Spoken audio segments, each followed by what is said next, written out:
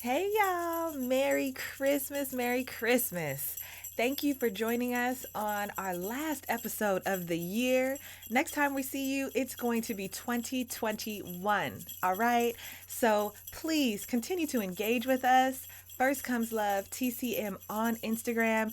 And don't forget, above all else, stay safe. Lindsey and Aaron sitting in a tree. Kissing. First comes love, then comes marriage, then comes a baby in the baby cave. Hey y'all, Merry Christmas. Welcome to First Comes Love, Then Comes Marriage podcast. My name is Lindsey Jackson. And I'm Aaron Jackson. And on this 19th episode, we're talking about the holidays. So listen up. Let's go.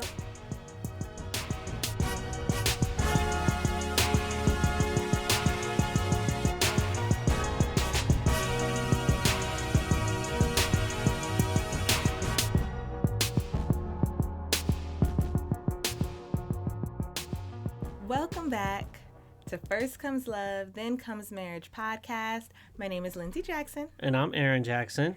And I want to start off with a story. Ooh, story time. It's story time. Do you remember our first Christmas together?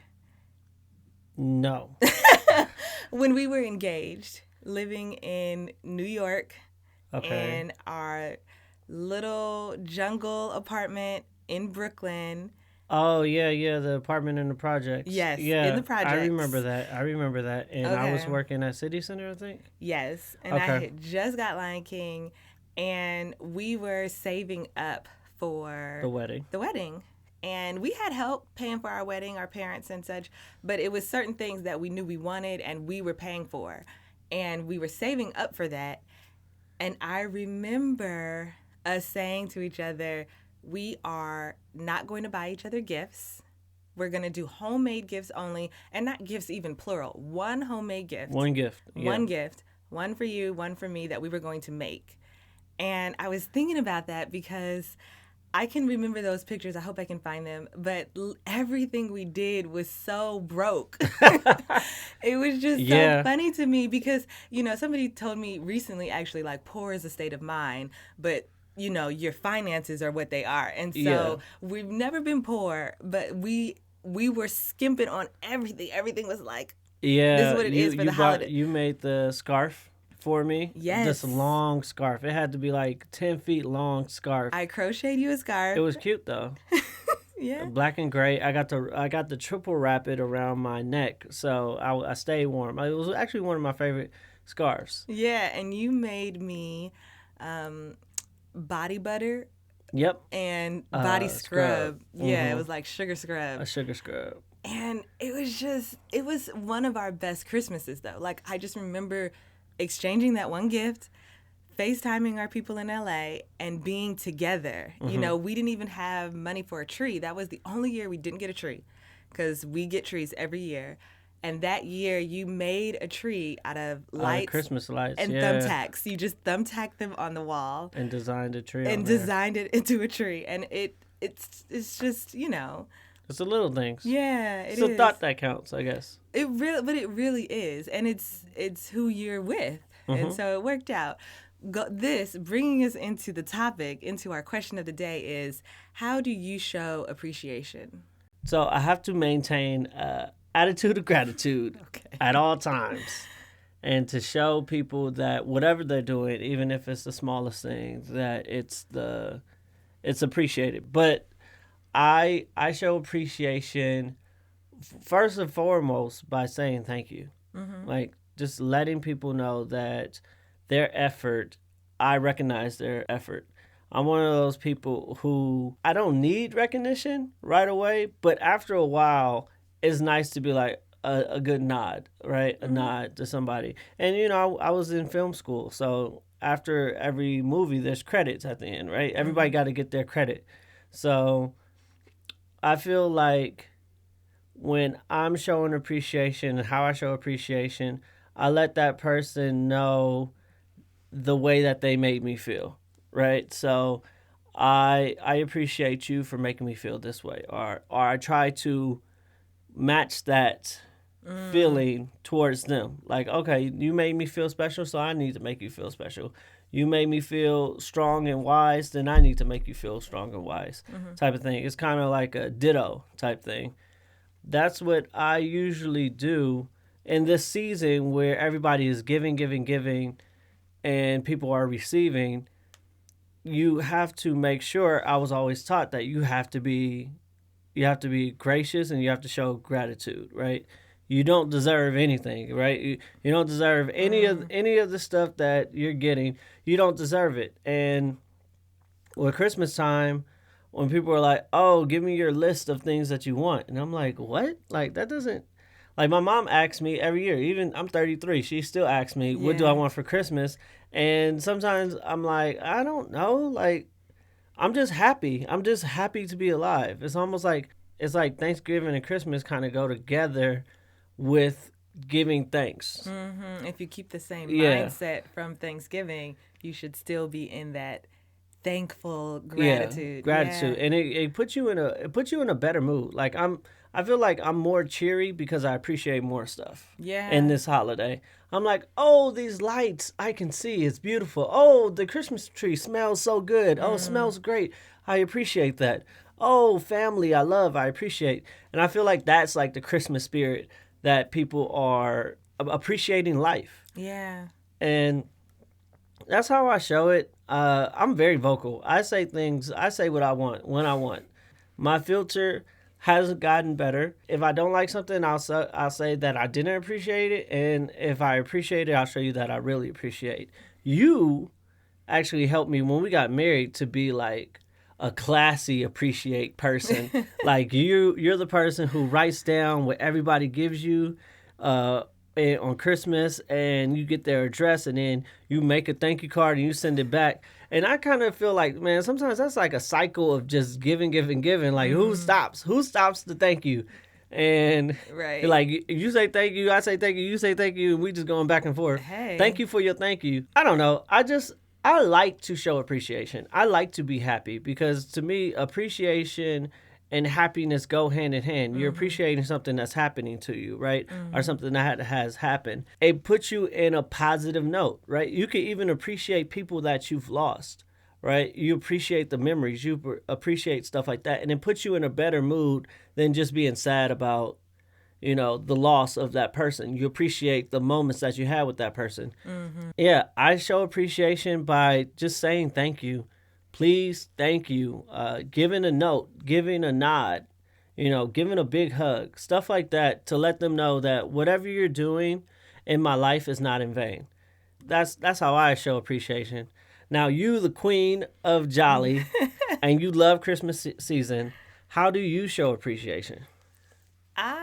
Like you said, and I think we match on this, I love to show you that I am grateful for whatever it is that you did for me. And I'm so like that because I feel like, for one thing, we were always taught in church that giving is the blessing in and of itself, right? And so you give to get to give. You don't give to receive.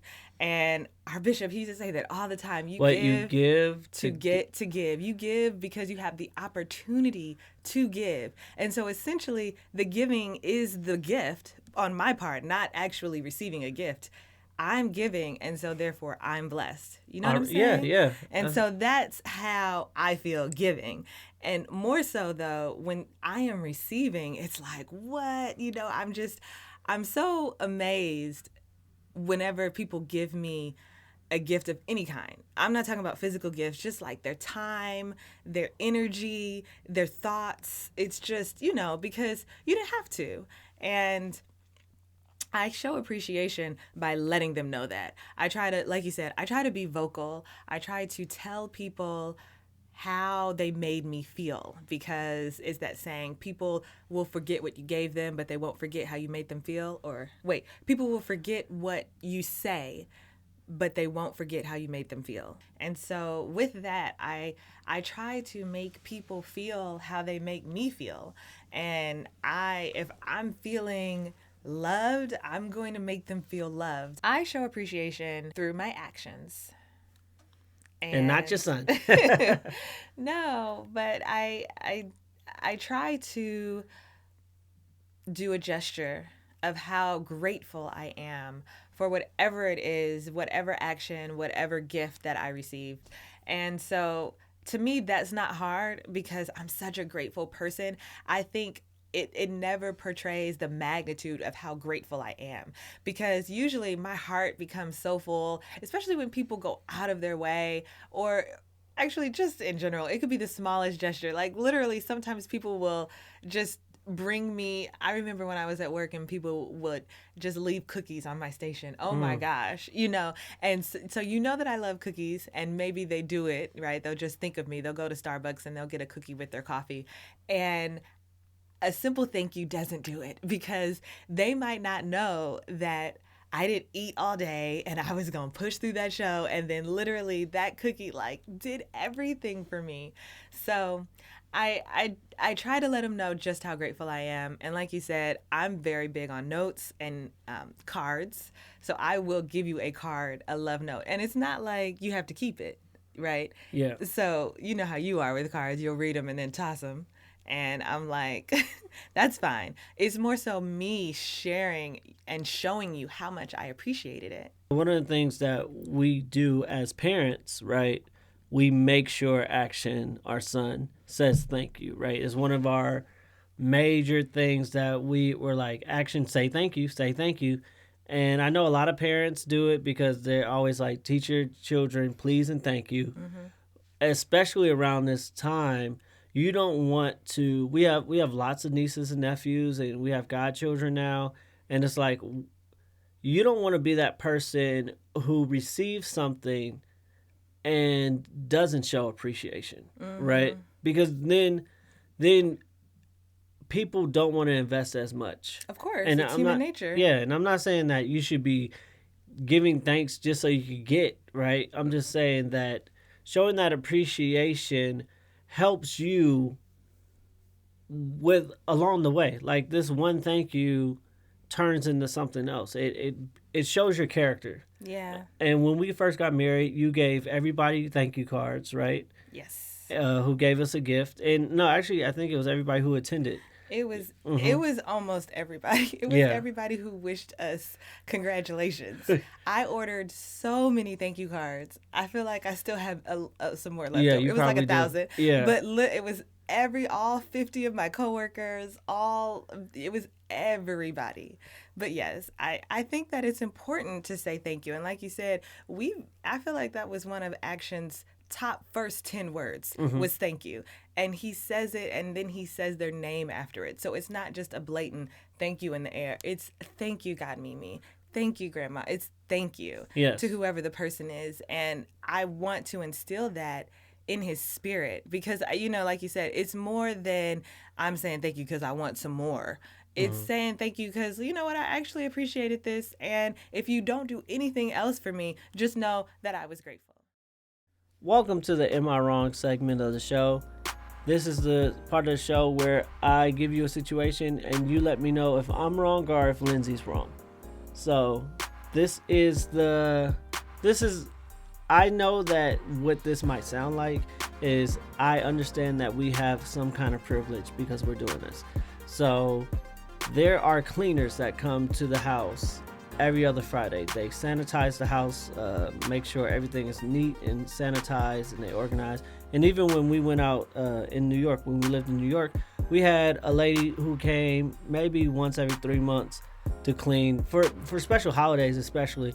She came and she cleans the house top to bottom. Now, before these ladies get here, Lindsey wants to pre-clean the house. And this is the most ridiculous thing I have ever heard in my life. She's like, oh, can you wash the dishes? Oh, can you take out the trash? Oh, can you make the bed? Oh, can we put this stuff away? And I'm like, we are literally paying somebody. We are doing their job for them. And I don't understand it. And I feel like if you have the opportunity to hire somebody to clean a house, you should not have to pre-clean a house. That is what they are getting paid to do. 10 seconds. Okay, pause. Number one, they're more so for deep cleaning purposes. So that's number one. It's for, the crevices and the things that you might necessarily see in, the behind the scenes of things in furniture. So that's number one. But number two, I don't say clean or do the dishes. I don't do that. It's more, I say like, let's pick up, because they don't know how I organize something. So and you're done. Organization. And you're done. Okay. Thank you. All right. I can't believe I let you got like 1 and a 2 in Okay, there. let us know Merry what Christmas you think. for that. Merry Christmas. Let us know what you think, y'all. DM us on Instagram, First Comes Love TCM. Or you can call a voicemail at 347 TRU-LOVE. That's 347 TRU-LOVE, 347-878-5683. Or you can email us, let's talk at firstcomeslove.com. Welcome back. We are still in the holiday spirit. Let's talk about tradition. Okay. Let's talk about how we are in a different type of year. Yeah. How do you feel about traditions? How do you feel about maybe knocking off 1 year if it gets thrown and picking it back up? Or what do you think about traditions? I feel like traditions are first important. They're very important. And also, but this year, right, 2020 could be a wash. Like spending time with family could be dangerous. Yeah. You could spread the COVID virus, It's serious. especially, and it's not worth it if you feel healthy, you don't want to go get tested, you go see your grandma, you have no symptoms, and then she dies or something like that. Oh my gosh. And I mean, that's worst case scenario. So some traditions you have to alternate, and that family time might turn into a FaceTime this year. I feel like we can cut off traditions for 1 year because of the circumstance if we like supplement it with something, or if we know that we're going to do it again. Like, oh, we can't be with family, let's all turn on the same movie at the same time, right? And we all watch at different locations, we'll watch the same movie. Or we all FaceTime or Zoom and just say, Merry Christmas, or read, or do those things that we normally would do to keep the tradition alive. I'm also for cutting traditions that are outdated or improving traditions, right? If it's like, oh, in my family, women couldn't open the gifts first because they women or something. I'm just thinking something extreme, right? Yeah. That you're like, no, that's outdated, and we should stop. this tradition. Yes. Or we should just stop this tradition. Doing stuff for the sake of doing things is never okay for me. Right. It has to have some type of purpose. Meaning and purpose. Yeah. And that's how I feel about traditions. Make sure you have a purpose behind it, and be true to that purpose, not really to that tradition. Right. So the purpose of the tradition, like you said, with your family, is to spend time together. Yeah. We can't do that this year. The creative way to do that is to, like you said, we're going to watch the same movie. Yeah. We're going to FaceTime. We're going to think outside the box, but still keep the tradition alive. And then, yes, next year or the next year, we'll pick it back up. Yeah, sending groceries to that family member down the street, right? And be like, oh, this is what we're cooking. Let's remember our first episode. Yes. We were talking about doing the Creative ways to have a date. The FaceTime cooking class and stuff Yeah. like that.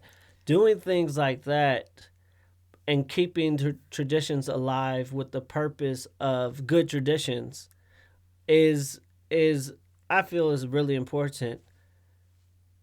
Doing the same thing every time for the sake of doing the same thing every time, not necessarily, right? Yeah. So how you feel about traditions?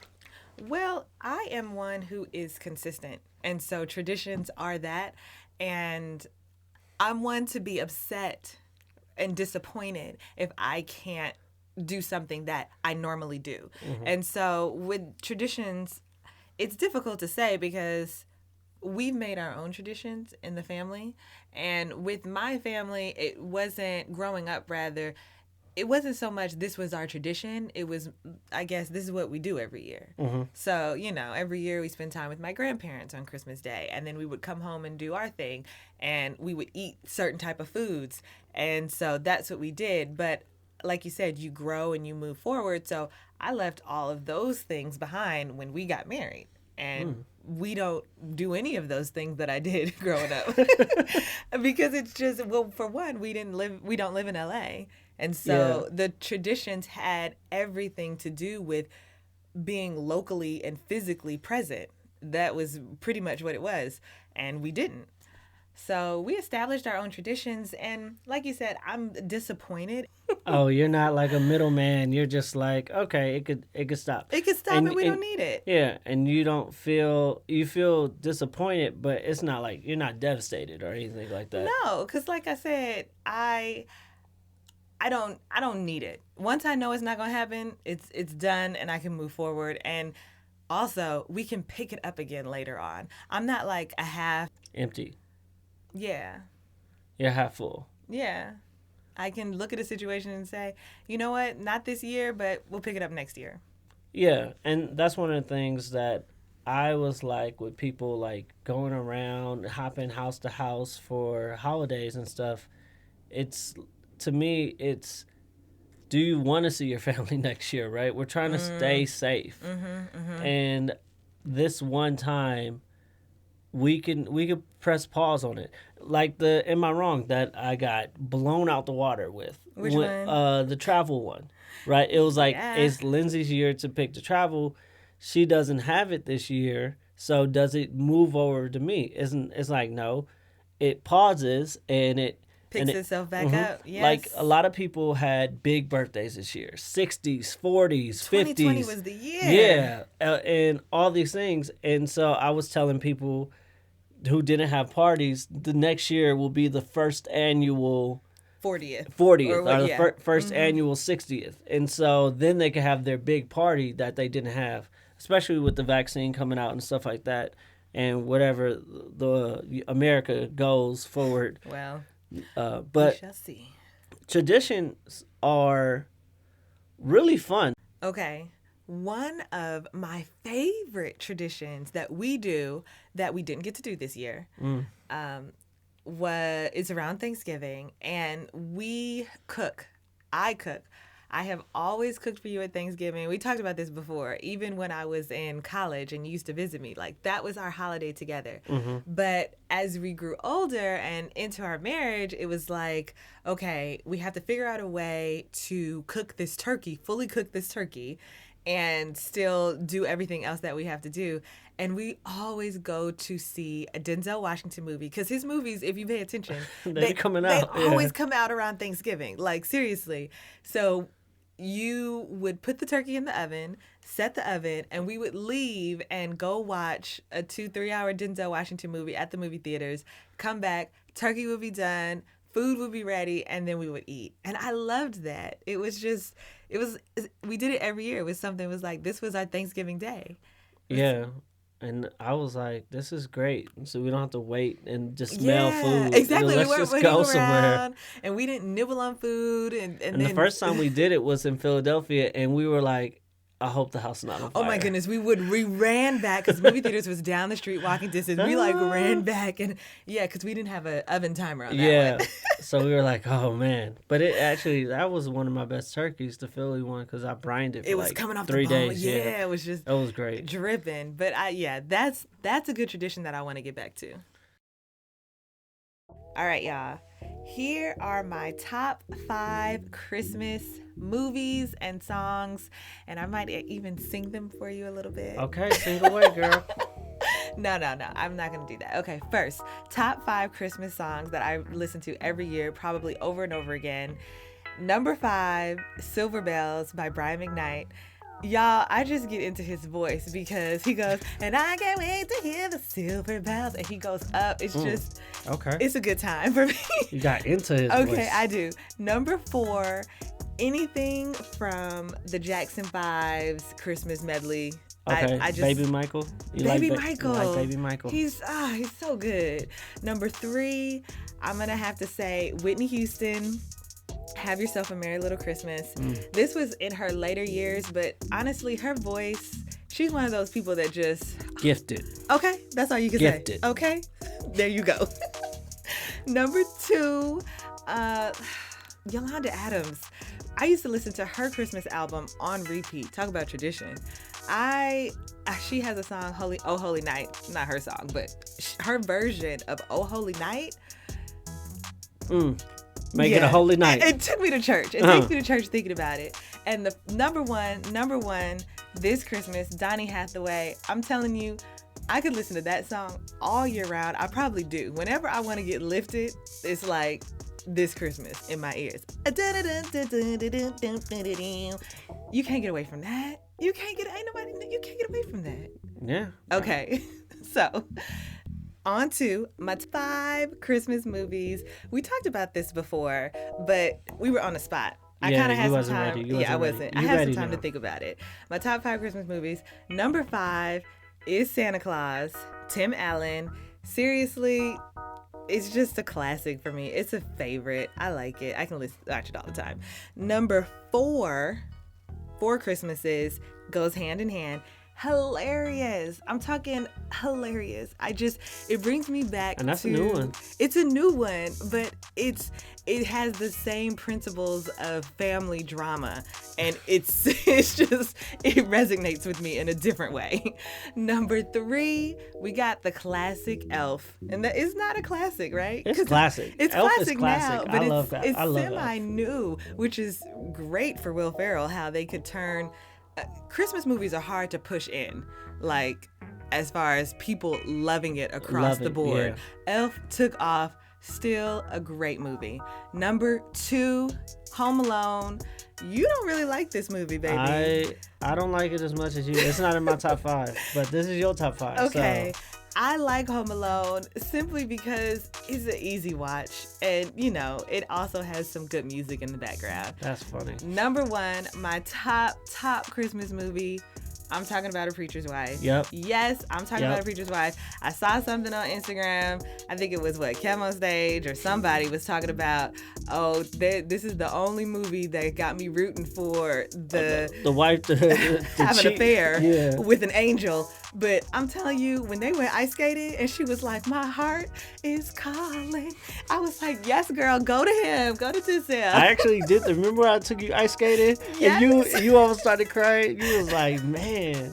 This got me. And I was thinking, like, I would choose him, but that's not the plot of the movie. No, the plot is about asking for help from God. Yes. And so we take it to another level. But yeah, Preacher's Wife is another one of my favorites. Did you know Preacher's Wife was based off of a book? I didn't. Yeah, you should read that book. It's called like The Bishop's Spouse or something. Okay, wait. If it's gonna turn, I don't know. No, it is. It's called something like The Bishop's Spouse. It's based off of a book, though. We might read it. Stay tuned. Next season, we got some things in the works. So, just thinking about our traditions, I'm so grateful that I have those memories. This year is tough. It's tough. However way you want to look at it, it's like, you're not doing the things that you did do. You're not doing the things maybe that you want to do. But I saw this post on Instagram. It said, all I want for Christmas is everything that I have. And it really touched me because I was like, yeah, this is where we are. Gratefulness changes everything. And just having that is going to go miles during this season. And so traditions might not be happening this year, but it's going to happen. So be grateful. Yeah, it's going to be fine. Thank y'all for joining us on our 19th episode. Oh my goodness, the year is wrapping up. Merry Christmas. Merry Christmas. Merry Christmas. And the next time we will be with you will be New Year's. New Year. It will be 2021. Great. Praise God, we made it. So thank you so much. We appreciate you. I hope you can feel it. We've been talking about appreciation. Feel it. Thank you for spending time with us and for letting us know what you think. Please continue to do so. You can reach us on Instagram at First Comes Love TCM. You can always call the voicemail at 347-TRU-LOVE. That's 347-878-5683. You can also email us, let's talk at firstcomeslove, thenComesMarriage.com. See you next year.